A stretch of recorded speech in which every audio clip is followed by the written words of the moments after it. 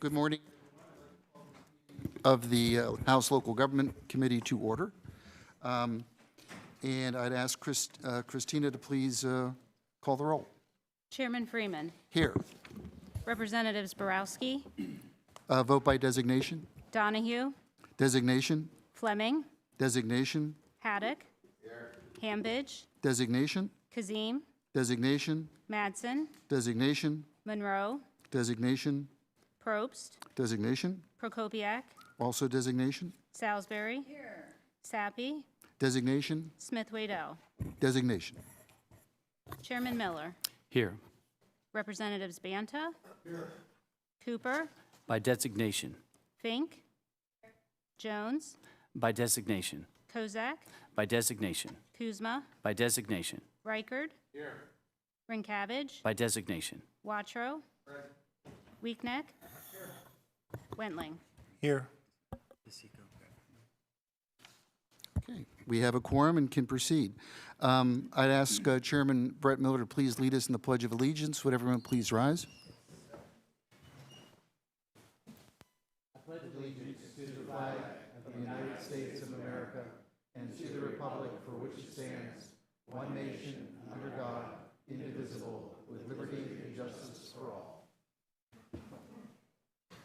Thank you, Chairman Miller. Before we get into our agenda for today, I did want to introduce a House Legislative Fellow that we have with our office. His name is Fernando De Seco, and he's been assigned to the Local Government Committee.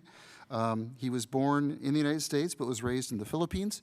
He speaks fluent Filipino and English, also a good smattering of Mandarin and Japanese, which probably puts us head and shoulders above all of us in this room as far as linguistic ability. He attends Susquehanna University in Selinsgrove and is working on his bachelor's degree in mathematics, or mathematical economics, international studies, concentrating in trade and development, and also in history. Fernando, would you please be recognized? There you go. Good. Thank you for interning with our committee. Oh, and one quick reminder, if you do have cell phones on you, please make sure they're muted for the meeting. Don't want to have any musical interludes, if possible. Proceeding on to our legislative agenda, we're going to take a bill out of order, out of courtesy to the prime sponsor who has to run off to another meeting. We'll start with House Bill 1485, which I will call up for consideration, and that is Representative Chairman Cerisi's bill. Chairman Cerisi, would you come forward?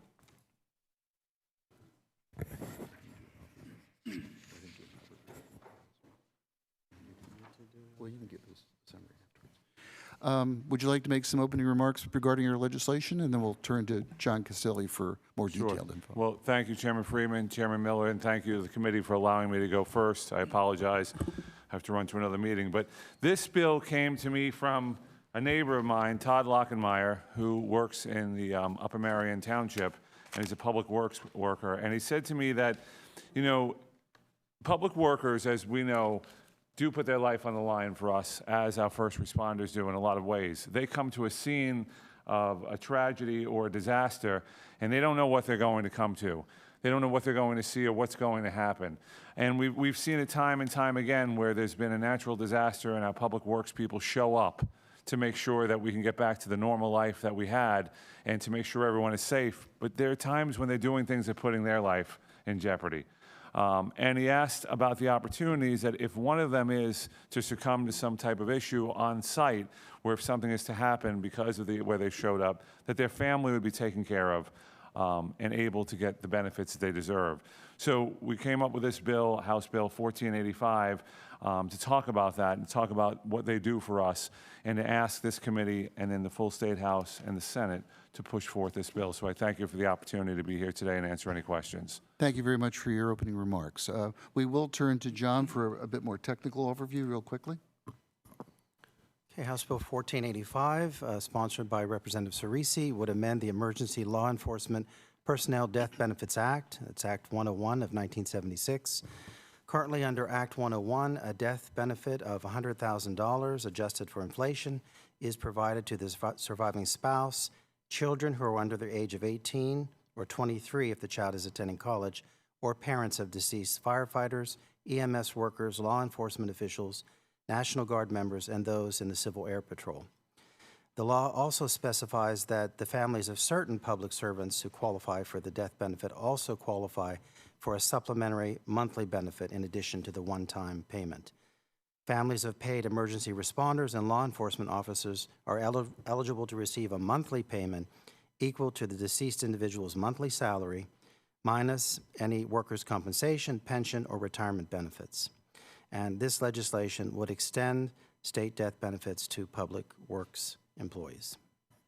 Are there any comments or questions before we take up an amendment to the bill? Seeing none, I would like to call up Amendment A02381, sponsored by myself, which would extend the benefits to coroners as well. And John, do you want to give us a brief overview of the amendment? Amendment A02381, offered by Chairman Freeman, would authorize death benefits for public works employees, and the amendment extends it to coroners. Therefore, the bill as amended would provide a one-time payment adjusted for inflation and monthly payments equal to the deceased salary adjusted for inflation to the spouse of eligible children. If there is no spouse or children, a one-time sum of $100,000 is to be paid to the parents of the deceased individual if they survive. Chair wishes to note the presence of Representative Borowski. Are there any questions or comments regarding the amendment? Chairman Miller? Oh, I'm sorry. He raised his hand. I caught his hand first, but Representative Haddock. And Chair, I apologize. I can't find the amendment in my packet. Does that include deputy coroners? Where coroners take care of the deputies?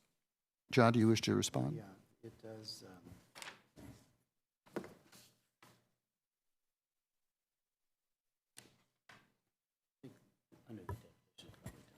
Coroner means an elected or appointed coroner or deputy coroner or an elected or appointed medical examiner. The term includes a staff person of an elected or appointed coroner or a staff person of an elected or appointed medical examiner.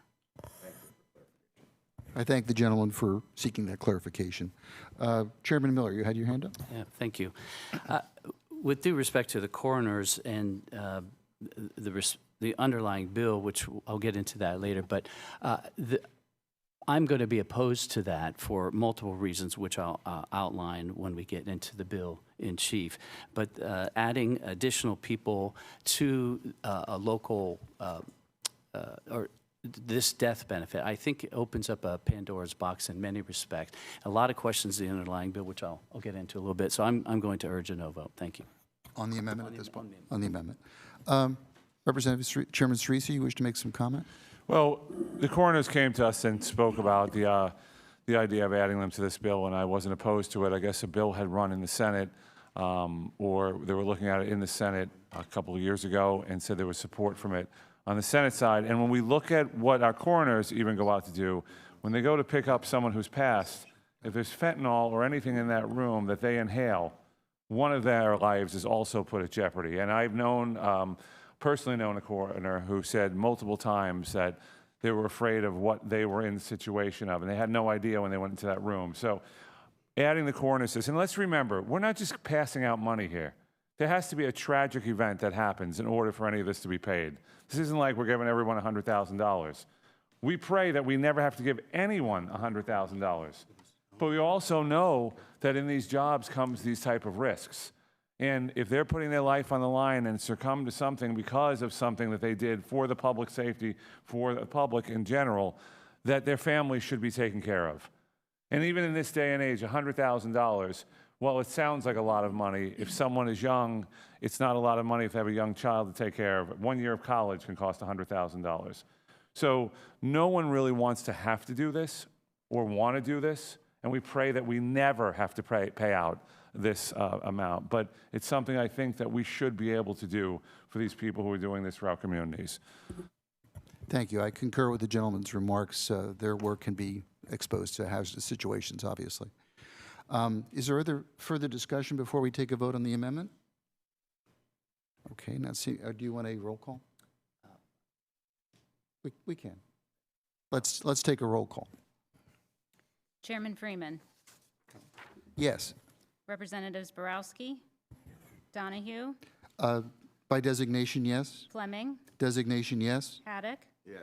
Hambidge, Designation, yes. Kazim, Designation, yes. Madsen, Designation, yes. Monroe, Designation, yes. Probst, Designation, yes. Prokopiak, Designation, yes. Salisbury, Sappy, Designation, yes. Smith Waddell. Designation, yes. Chairman Miller, No. Representatives Banta, Cooper, No by designation. Fink, No. Jones, No by designation. Kozak, No by designation. Kuzma, No by designation. Reichard, Rinkavage, No by designation. Watro, Weakneck, Wentling. No. 1412. The vote is 14-12. The amendment is included in the bill. I will make a motion that we report the bill as amended and open it. Did we do the final vote? No, we're going about to do it. So I make a motion to report the bill as amended and open it up for discussion on the bill in chief. Are there any questions or comments? Chairman Miller? Thank you, Mr. Chair. And thank you for bringing this bill forward. I do want to say this is one of those bills where it is difficult to try to address the issue because I think everyone in this room, we're in local government committee, and those are here in the room support our local government officials, those who serve our communities.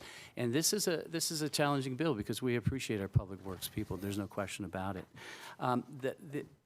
The problem we run into, at least for me, as I look at this bill, is there are all kinds of situations where we run into where are tragedies that happen.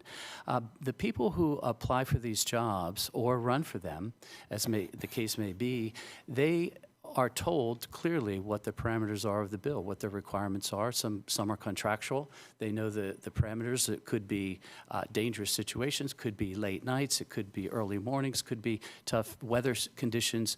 They understand that. And the municipalities that take these individuals on also know that and present to them a package to cover for them, wages, benefits, insurance, and so forth. So adding another class like public works official, or in this case now with the amendment, coroners, doesn't address some of the other people who could be added to this list as well. And so I think we're beginning to open up a Pandora's box on this scenario, which I don't think is clearly contemplated in the bill. And one thing I would note is this does come out of the state, but there's nothing that would preclude a municipality from passing an ordinance that they want to take out an insurance rider on all of these individuals that could then cover an extra expense in the unfortunate circumstance of someone's death due to a tragedy. So rather than doing something like this, I think that that's a better decision, that a local municipality can make that local decision, or in the case of a coroner, many of them are county-based, of course, that the county could do this as well. So there's a lot of issues related to the bill that I have questions about. For instance, what's the definition of an emergency? What about support staff? And other questions. So for those reasons, while well-intended and with due appreciation, I would urge a no vote. So thank you. Chairman Cerisi, did you wish to comment? I fully understand the chairman's comments on that. What would be an emergency? They could take out an insurance policy. Again, they could, they would, they haven't, they don't. And this is, again, we're covering these workers who are doing something for us. And do we really have to say what means an emergency in all circumstances? If a person is killed in that line of duty, and let's just look at, I'm going to give you, for instance, a few years ago, we all saw in Bridgeport, Pennsylvania, a great flood that came through. And our local workers who had to go in there and clean up and get Bridgeport back online, they didn't know what they were going into. And I visited there a few days after the flood and saw 15 feet of watermarks on the buildings. And they went into basements where there was electric or gas lines. Any one of them were putting their lives on the line. Thank God we didn't lose anyone during that time, that there wasn't a tragedy. But we're not looking at paying a benefit out to every single solitary employee. We're looking to say, God forbid there's a tragedy, we are covering them. And as we look at our first responders every day and we thank them for what they do, and we should, and they're covered for what they do, sometimes these people get on the scene of a tragedy where our first responders have to hold people back, and they have to go in and take care of it and putting their lives on the line. When it's a tree, the trees are coming down, or as we saw the weather last week, what went on with the weather, and every one of our districts said, well, maybe not every one of them, but we had solid ice, and these employees had to get out there to open up lines where water lines burst. They never know what they're going to encounter when they go through this. So while I understand the apprehension that you might have and say, yes, local municipalities and counties can cover it, for what we're looking to cover, we're telling these employees, you are worth it. We know the time and energy you're putting in, and a lot of their salaries are not through the roof either, and their families are covered. So it's a little bit that we're doing. And yes, I would implore that the counties and municipalities and boroughs do take out an insurance policy also, maybe on top of that, to make sure that this is a benefit that they give. But I think it is an obligation of ours to say to these people who are putting their time and energy into this, everyone knows that there's risks involved in any job they take. But that doesn't mean that there shouldn't be something for the families at the end of the day. No one goes into this thinking, oh, I'm not going to come out of it, and they covered me for $50,000. So thank you. Sure, I thank you. appreciate it. Thank you for your comments. Representative Hattie. As a former mayor of Avoca in 1996, I'll date myself, we had 24 inches of snow on the ground and 10 inches of rain came that day, and all heck broke loose in Avoca. We had a creek that went dry during the summer, and this bill reminds me of a story that day.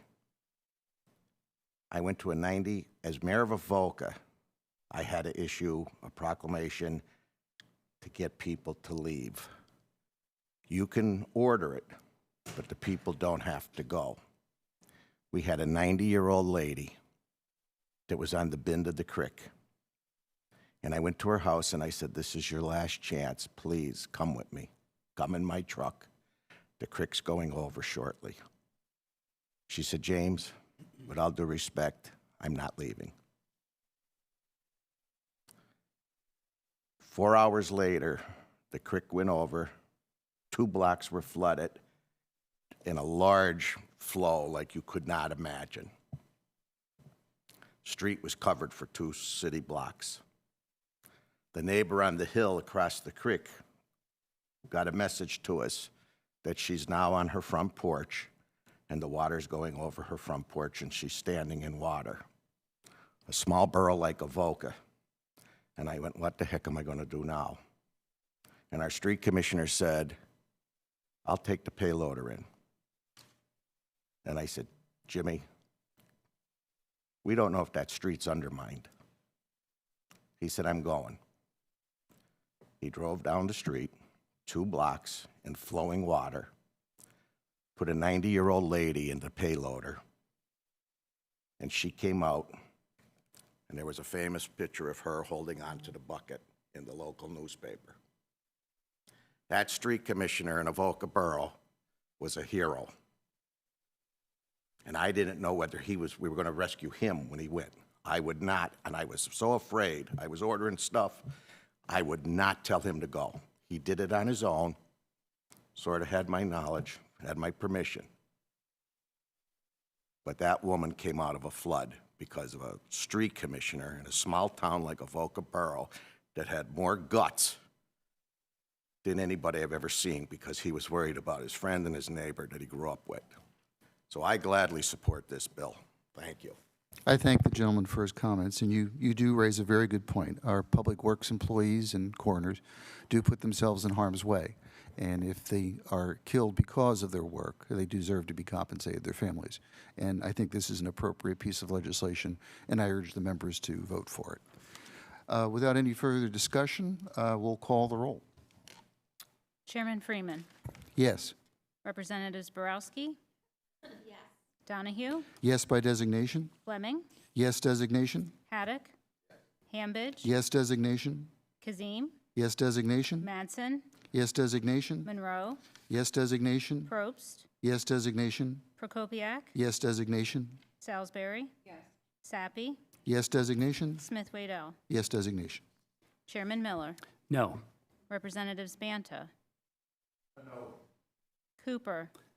No by designation. Fink. No. Jones. No by designation. Kozak. No by designation. Kuzma. No by designation. Reichard. No. Ringkavage. No by designation. Watrow. Weakneck. Wentling. No. 14-12. The vote is 14 to, what was it? 12. The bill is reported to committee. Congratulations, and thank you for your presence here today. Thank you all very much. Thank you. We'll now return to the order of our agenda. The next bill to be brought up is House Bill 1291, of which I am the prime sponsor, amending the Newspaper Advertising Act.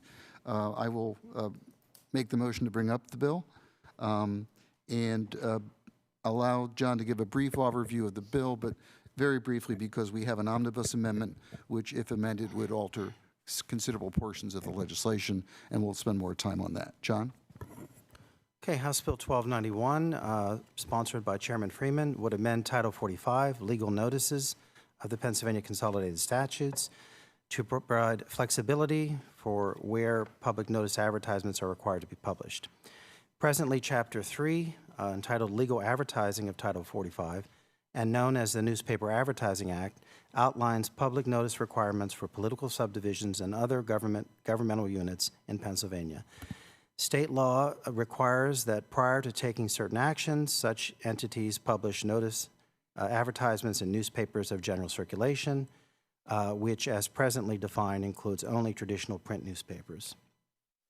House Bill 1291 would broaden the definition of a newspaper of general circulation to a threefold definition of: 1, a printed newspaper with an online website; 2, if a printed newspaper with an online website does not exist, then a digital newspaper; or 3, if a printed newspaper with an online website and a digital newspaper do not exist, then a free newspaper or an online-only newspaper.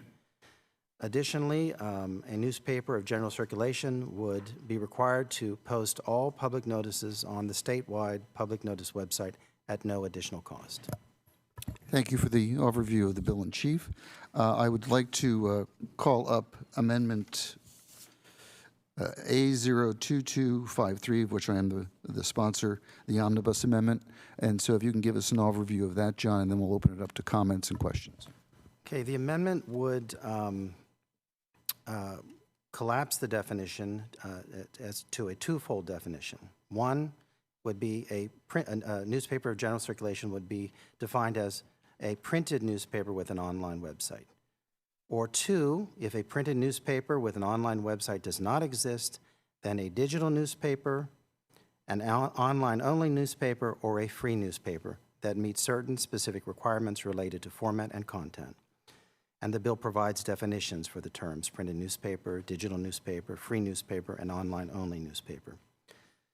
Every newspaper of general circulation, no matter its format, would be required to maintain a website in real time and post public notices in front of paywalls.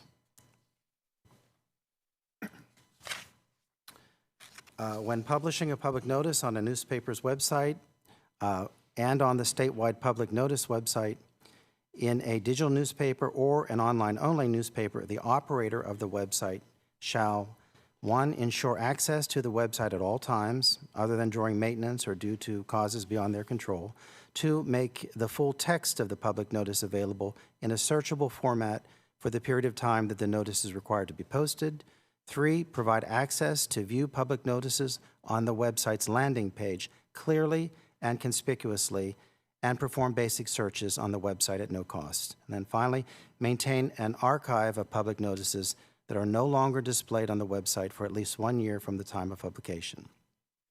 A public notice that is published by a printed newspaper that qualifies as a newspaper of general circulation on its website and on the statewide public notice website shall be binding and effective if notice is required by law within a time frame that does not permit a printed public notice by the same printed newspaper.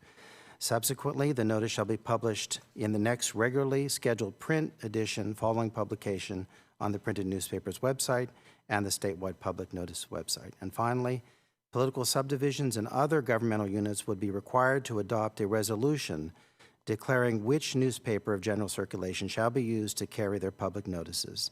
And the resolution shall be adopted at a public meeting in accordance with the Sunshine Act. Thank you for that overview of the amendment. Are there any questions or discussion pertaining to the amendment? Did you? Oh. Chairman Miller. Thank you, Mr. Chairman. This amendment, I have some issues with this particular amendment, but on the whole, I think what it does is add some improvements to the bill. I do have a question for you. On page 3, lines 30 and following related to the duty of government units, that particular list that's enumerated there, is that outlined in any place in statute where that was derived from in the amendment? Page 3, Of the lines- amendment or of the bill? Of the amendment. Of the amendment. Okay. And I'm sorry, what line were you talking about? Page 3, lines 30 and beyond. Okay. That particular list, is that enumerated anywhere in statute? This is new language. Yeah, it's apparently new language that we're adding. Okay, all right. Other than that, for my part, I will be supporting the amendment. Thank you for your support. Any other comments or questions? We will then proceed to the vote on the amendment. If you, do you want a roll call or a voice? Yes, roll call, please. If you could give us a roll call. Chairman Freeman. Yes. Representatives Borowski, Donahue, Yes by designation? Fleming, Yes designation? Haddock, Hambidge, Yes designation? Kazim, Yes designation? Mattson, Yes designation? Monroe, Yes designation? Probst, Yes designation? Prokopiak, Yes designation? Salisbury, Sappy, Yes designation? Smith Waddell. Yes designation. Chairman Miller. Yes, Representatives Banta. Yes. Cooper, by designation, yes. Fink. No. Jones, By designation, yes. Kozak, By designation, yes. Kuzma, By designation, yes. Reichard. No. Rincabbage, By designation, yes. Watro. Weakneck. Wentling. Yes. 22 yeas and 4 noes. 22 to 4, the amendment is adopted and inserted in the bill, and I thank the members who supported it. I think it's an improvement on the bill, and much of it reflects what we picked up from our hearing last year as far as suggestions on how to improve the bill. I also think that, well, I'll get to that when we get to the final vote. We have one more amendment that is being offered by myself, and I'll move to bring it up. Amendment 02466, Freeman Amendment, clarifying requirement for public legal notices and public notices in newspapers of general circulation. John, do you want to give us an overview? Okay, Amendment A 02466, offered by Chairman Freeman, clarifies that the requirement in the bill to publish legal notices and public notices in a newspaper of general circulation does not apply to a legal notice or public notice required by other law to be published in a legal newspaper. And it was the intent of this legislation when it was being drafted by the proponents, by Chairman Freeman, that nothing in the bill would affect those notices that are required to be in a legal newspaper. Okay, as you can see, it's mostly of a technical nature to address the issues raised by the bar associations. Are there any comments or questions regarding the amendment? Seeing none, we'll proceed to, oh, did you have a comment? Okay. Only that I'm supportive of this amendment. Thank you. Thank you, Chairman Miller. Roll call or just voice vote? Probably roll call. Okay. We'll take a roll call then on the amendment. Chairman Freeman. Yes. Representatives Borowski. Yes. Donahue. Designation, yes. Fleming. Designation, yes. Haddock. Yes. Hambidge. Designation, yes. Kazim. Designation, yes. Mattson. Designation, yes. Monroe. Designation, yes. Probst. Designation, yes. Prokopiak. Designation, yes. Salisbury. Yes. Sappy. Designation, yes. Smith Waddell. Designation, yes. Chairman Miller. Yes. Representatives Banta. Yes. Cooper. By designation, yes. Fink. Yes.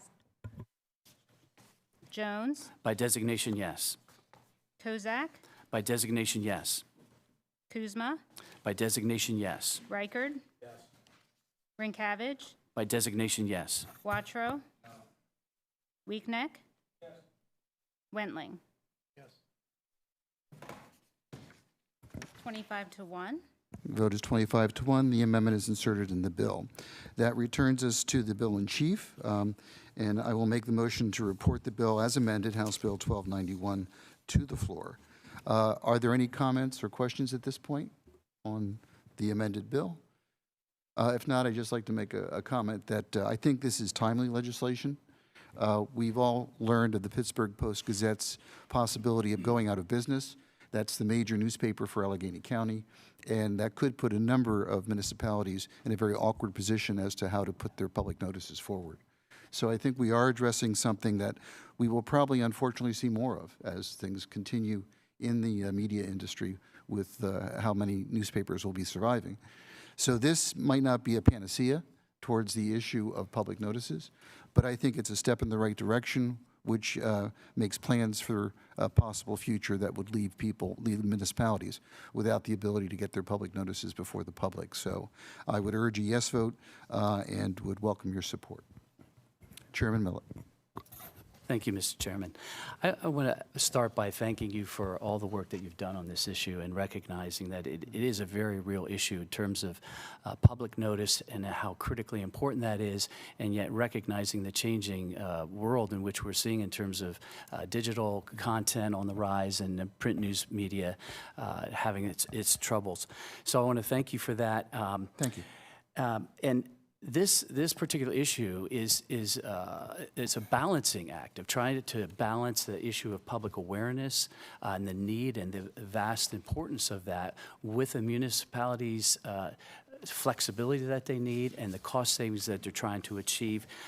We're balancing the issue of changing demographics. We're trying to balance the issue of how people get their news, consuming that, and their public notices. So there's a lot of issues that we're trying to balance here with things changing. And I appreciate your efforts at doing this. And the question really is, how do we thread the needle on this issue?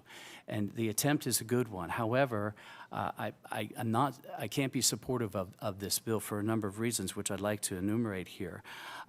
The bill, while solidly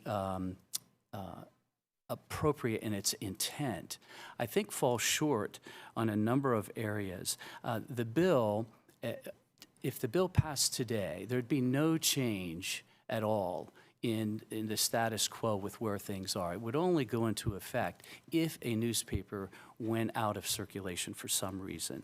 So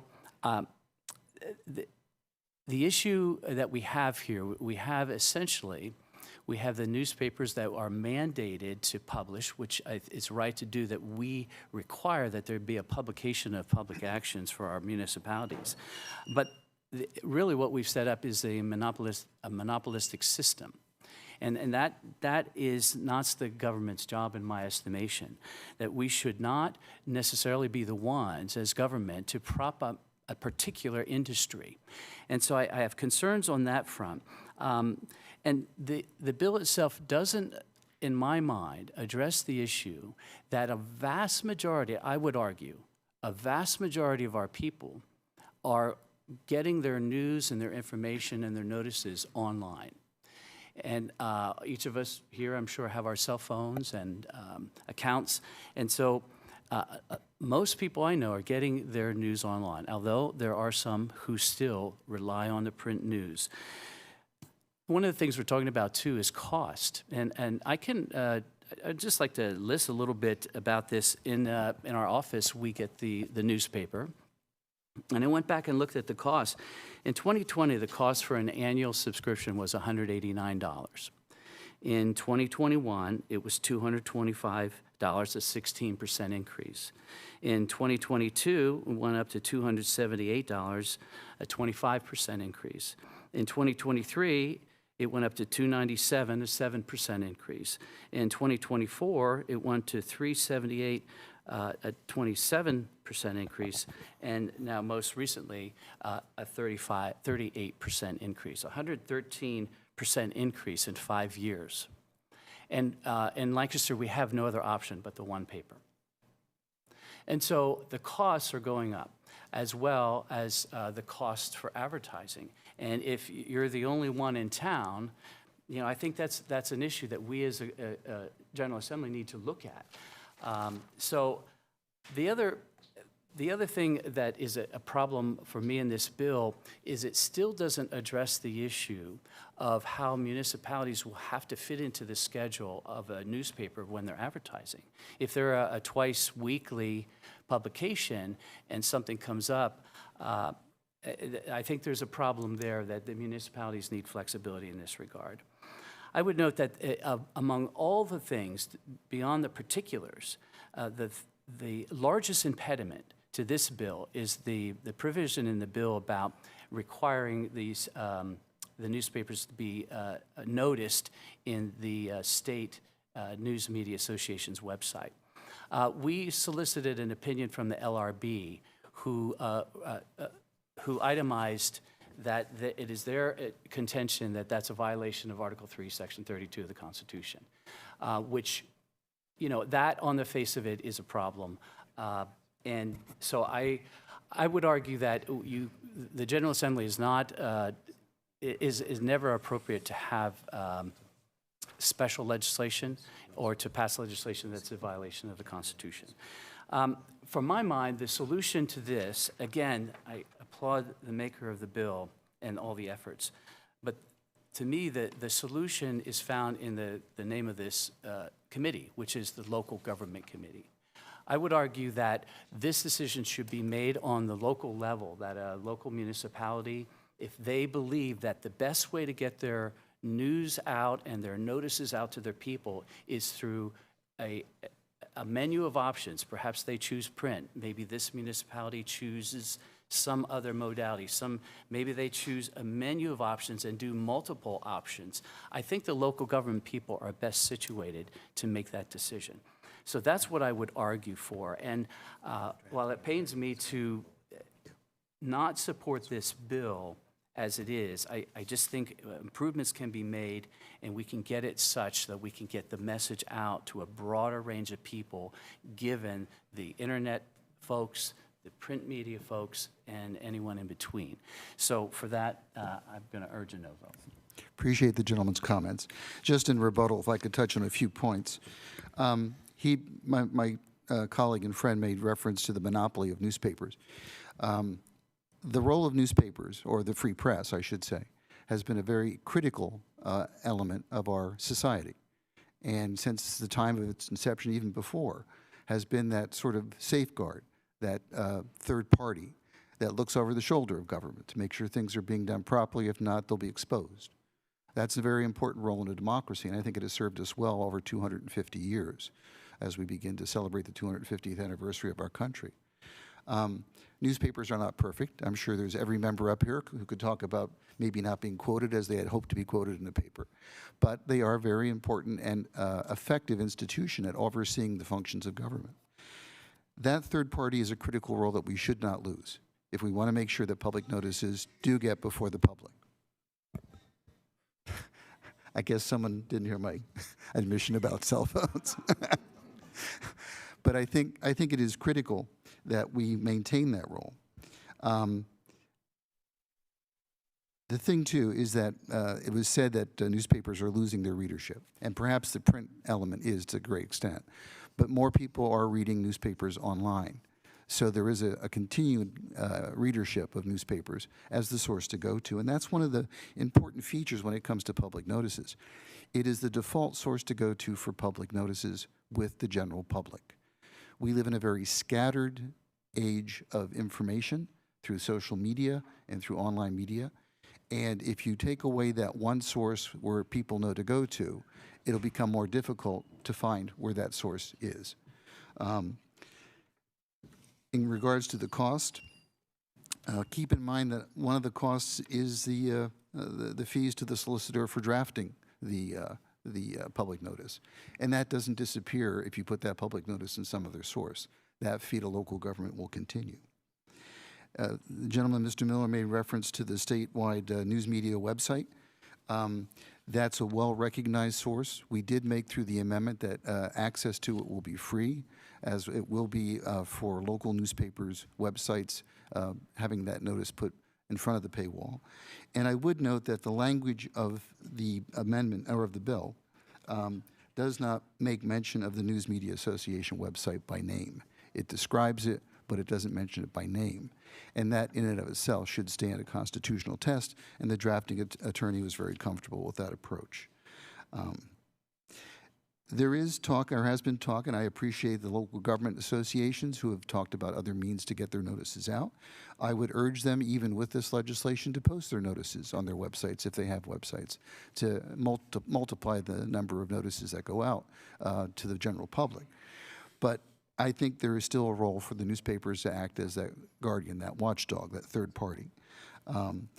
If we leave it up to a self-policing effort, there is always a possibility of abuse. And that's why the role of the newspaper is still critical in some form. And again, if we go to a wide array of options for those notices, my biggest concern is people will not know where to go, will not know where to find it. And you're going to find a lot of information falling through the cracks. The testimony we heard from the one professor who was at our hearing talked about how Florida went to allowing municipalities to post their notices on websites. The attendance at public meetings went down, not up. The information before the general public seemed to be less understood or before them. So that's not a panacea for trying to make sure that more information gets out there. I think this is a reasonable measure. It is not an answer to what everyone wants, but it is being proactive because we know where things are going. And I don't want to place our municipalities in an awkward position if that paper of general circulation disappears. This is a safeguard to ensure the notices will still go out. And that's an important role to have in our government. So with that, I would urge a yes vote. And are there any other comments before we move to a vote? Oh, real quickly, if we may. Very quickly. I just want to clarify, my concept about the monopoly was in reference to the fact that it's a monopoly to print as opposed to just one entity. So that, I think we need to, in recognition of where things are going, recognize that we have multiple venues of getting the message out, and it shouldn't be limited primarily to one. Although this gives a nod in the event there is none, I think we should move to that right now. Secondly, we know that a lot of counties, municipalities, there is just one. So there is no competition there. So in that sense, there is a monopoly. And the third I would offer was just related to the Constitution. The constitutional argument still specifies that despite the language, there could only be one entity in the state that would qualify for that and therefore would be violative of Article 3, Section 32. So thank you. Okay. One point of clarification again, the statewide public notice website is not by name, and if others can meet the requirements of that definition, there could be another website that could be used. But I thank the gentleman for his comments. No further ado, I think we'll take a roll call on the bill. And Chairman? I make the motion to report the bill from committee. Chairman Freeman. Yes. Representatives Borowski. Donahue. Designation, yes. Fleming. Designation, yes. Haddock. Hambidge. Designation, yes. Kazim. Designation, yes. Mattson. Designation, yes. Monroe. Designation, yes. Probst. Designation, yes. Prokopiak. Designation, yes. Salisbury. Sappy. Smith Waddell. Oh, and I should note that Representative Sappy has joined us. Yes. Smith Waddell. Oh, designation, yes. Chairman Miller. No. Representatives Banta. No. Cooper. By designation, no. Fink. No. Jones. By designation, no. Kozak. By designation, no. Kuzma. By designation, no. Reichard. Rinkavage. By designation, no. Watro. Weakneck. Wentling. 14-12. The vote is 14-12. The bill will be reported to the floor. That brings us to our next agenda item, House Bill 2146, of which I am prime sponsor, and I move to bring the bill up for consideration. There is an amendment to it, but John, do you want to give a brief overview of the bill in chief? Okay, House Bill 2146, sponsored by Chairman Freeman, would amend the Sunshine Act to restrict which types of matters a government agency may consider at a public meeting when they were not included on a published meeting agenda at least 24 hours prior to the meeting. And under the bill, an agency could only consider matters that concern the following. 1, a real or potential emergency involving a clear and present danger to life or property. 2, brought to the attention of the agency within 24 hours of the meeting, are de minimis in nature and do not involve the expenditure of funds or entering into a contract. Or 3, brought to the attention of the agency by a resident or taxpayer at the meeting, are de minimis in nature and do not involve the expenditure of funds or entering into a contract. And under the legislation, the agency may add these matters to the agenda at the meeting by announcing the reason for changing the agenda to the public and then voting to add them to the agenda by a majority vote. And in 2021, the General Assembly amended the Sunshine Act to require government agencies to publish their public meeting agendas at least 24 hours prior to the meeting in order to provide citizens and interested parties more opportunity to inform themselves about what would be discussed at the meetings. These amendments also sought to give agencies flexibility by allowing for certain exceptions to the 24-hour rule.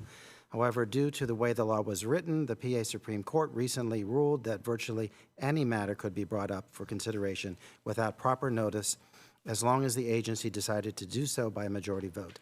This bill would clarify that a majority vote to bring up a matter is only procedural and limited to certain issues outlined in the law.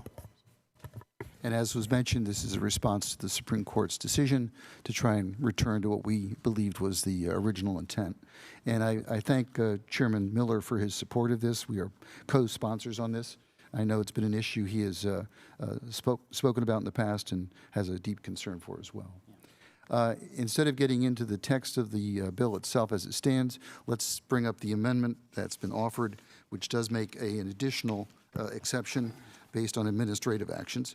I would bring that amendment up. It is Amendment A02459. And John, do you want to give an overview? Okay, Amendment A02459, offered by Chairman Freeman.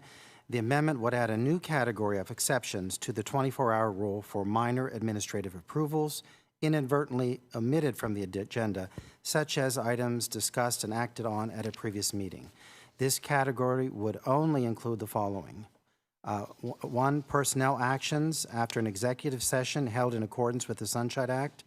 This would include only the following actions: firing, placing on leave, investigations, and disciplining. Next, official action related to time-sensitive litigation held after an executive session in accordance with the Sunshine Act. Next, small purchasing and bill approvals of less than the current telephonic quote bid threshold, which is presently $13,200, for repairing or mitigating real or potential damage to property of the agency. Next, small purchasing and bill approvals of less than the current bidding threshold for purchase of property at an auction and which is facing an imminent deadline. Next, small borrowing or tax anticipation note paperwork under the Local Government Unit Debt Act if the borrowing or note was previously approved in an open meeting. And finally, minor permit approvals for sewer modules. And under the amendment, an agency, in order to act on an exception under this category, must first demonstrate that delaying the action to the next meeting would cause a hardship. Furthermore, the agency's solicitor or chief legal counsel would be required to provide an opinion on whether the proposed action falls under this exception.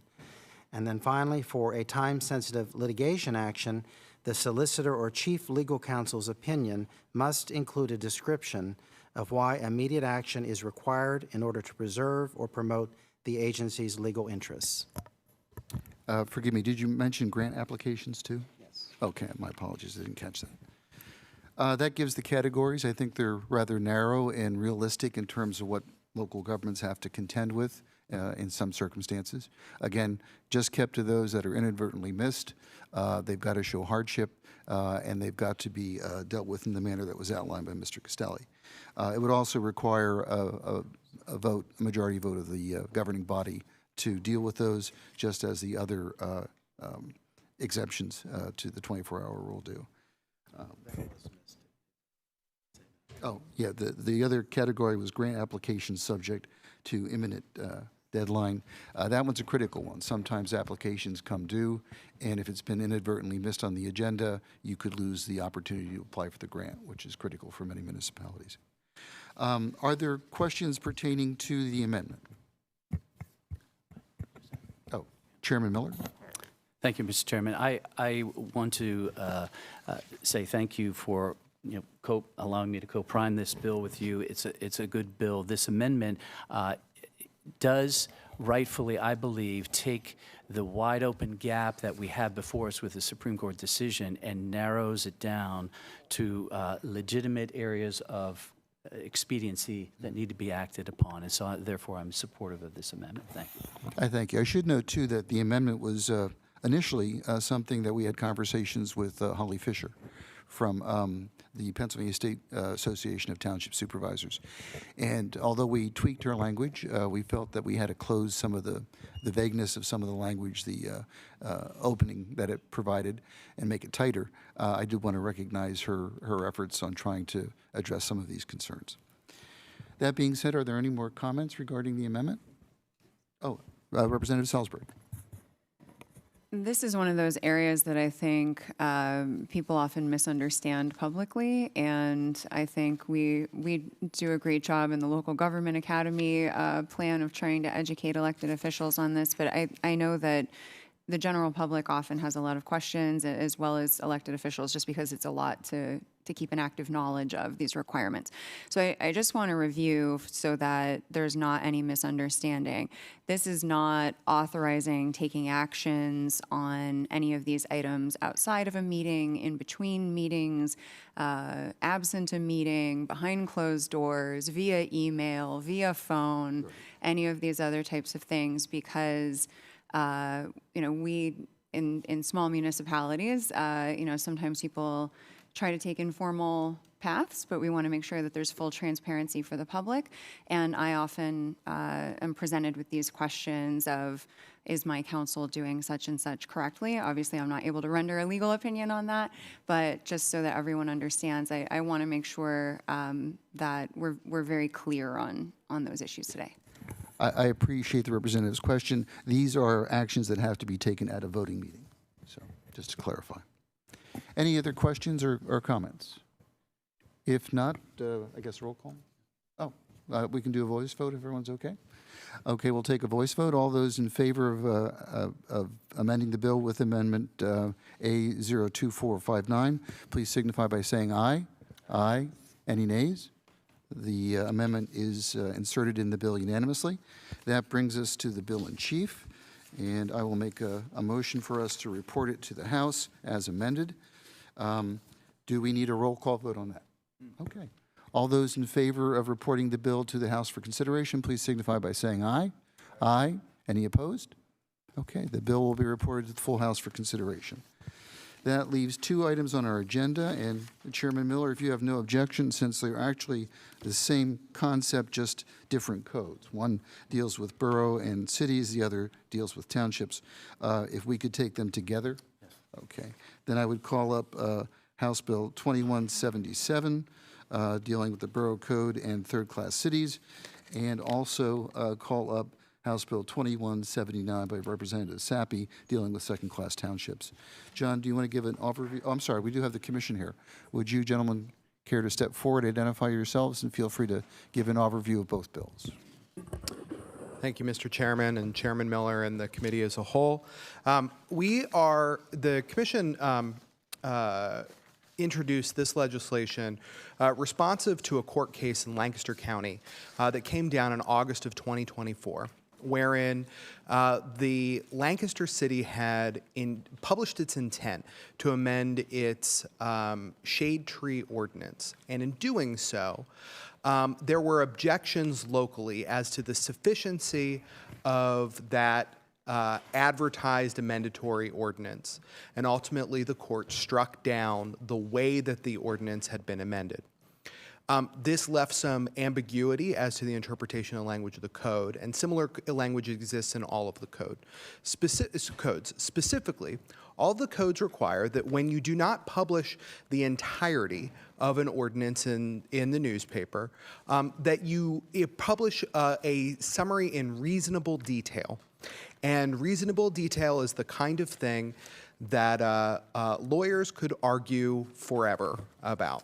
And so one of the consequences of this decision is that there's been a bit of a chilling effect among solicitors around the state about the level of detail that should be put in a newspaper advertisement if the entirety of the ordinance cannot be published. So we are introducing here an effort to provide some clarity, namely what I'm calling a recipe on the ingredients that must be listed in that advertised summary, and then a certain amount of protection for the local government, given that there's quite a bit of expense as to advertisement, so that if they have followed the recipe, the likelihood that the advertisement of the ordinance be struck down is very limited. So this amends all of the codes except the First Class Township Code, given that just crossed the finish line in its consolidation on Monday. So there will be a future bill for that one. But all the other codes are listed in here, amends them in parallel, amends them the same way. And quite simply, whenever an ordinance proposed would impact any kind of cost or fee that the public might have to pay, any kind of conduct for which there might be any form of sanction, or any specific expenditure of public funds, those items must be disclosed in that brief summary. Now, in addition, the whole text of the proposed ordinance is always required to be made available somewhere in the local government, typically at the local government office. And here we are saying, in addition, we're encouraging local governments to post it on their website if they have one. If they have followed the recipe, they've posted the full ordinance at their municipal building, and if they have a website, it's available on the website, then the local government is entitled to a presumption that the summary posted is sufficient. And it's essentially direction to the court. Please do not overturn this advertisement on its insufficiency, given that the local government has followed the instructions from the General Assembly. So that's this package in a nutshell.